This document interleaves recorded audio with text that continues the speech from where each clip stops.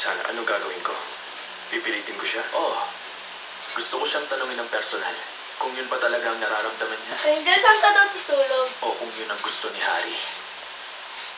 Saka picture ka picture, mama iba lumabas diyan. Alam mo, Hindi, naiintindihan ako sa'yo. video to.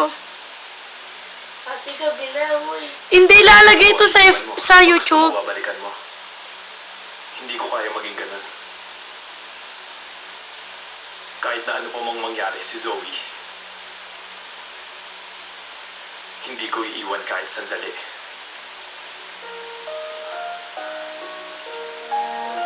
Marami kaya alam tungkol sa akin. Iniwan din ako ng mother ko. Kaya naman, alam ko kung gaano nakakatakot ang pag-iisa. Kung gaano kasakit. Doon. Kahit pa bumalik ang mother ko ngayon, hindi ko na siya mapapatawad. Kapag nakita mo si Joyly, tanungin mo siya. Ang nanay niya yung janitress, ah. Ka pa Di ba? ng buong puso.